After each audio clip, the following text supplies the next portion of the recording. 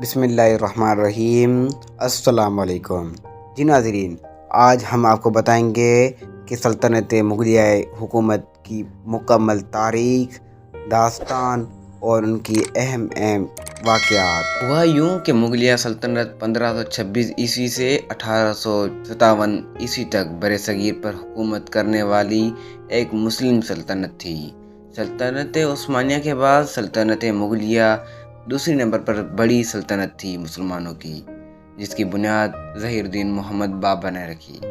اس کے اندر ٹوٹل 16 بادشاہ آئے، جنہوں نے 1526 عیسوی سے حکومت کرنا شروع کی۔ 1857 عیسوی تک انہوں کی حکومت رہی۔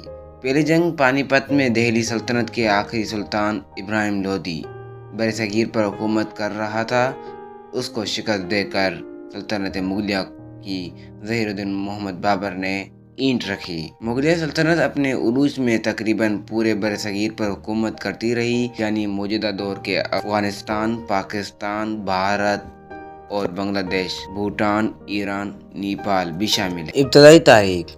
سلطنت مغلیہ کا بانی ظہیر الدین محمد بابر تھا، جو تیمور خاندان کا ایک سردار تھا۔ ہندوستان سے پہلے وہ کابل کا حاکم تھا۔ 1526 عیسوی کو سلطنت دہلی کے حاکم ابراہیم لودھی کے خلاف مشہور زمانہ پانی پت جنگ میں بابر نے اپنی فوج سے 10 گنا طاقتور افواج سے جنگ لڑی اور انہیں مغلوب کر دیا، کیونکہ بابر کے پاس بارود اور توپیں تھیں، جبکہ ابراہیم لودھی کے پاس صرف ہاتھی تھے، جو ہم آپ کو پہلے ہی بتا چکے ہیں۔ یوں ایک نئی سلطنت کا آغاز ہوا۔ اس وقت شمالی ہند میں مختلف آزاد حکومتیں رائج تھیں، علاوہ ازیں وہ آپس میں معرکہ آرا تھیں۔ فتوحات اور توسیع کا دور۔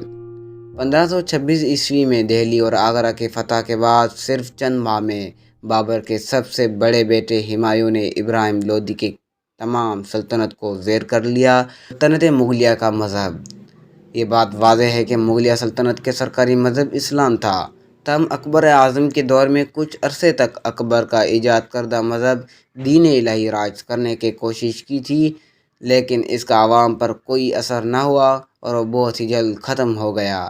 باقی تمام شہنشاہوں کے دور میں اسلام ہی سرکاری مذہب تھا، اور مغل شہنشاہ اسلام کے بہت پابند ہوا کرتے تھے۔ ان میں اورنگزیب عالمگیر زیادہ شہرت رکھتے تھے۔ باقی شہنشاہ بھی اسلام کی پیروی کے لحاظ سے جانے جاتے ہیں۔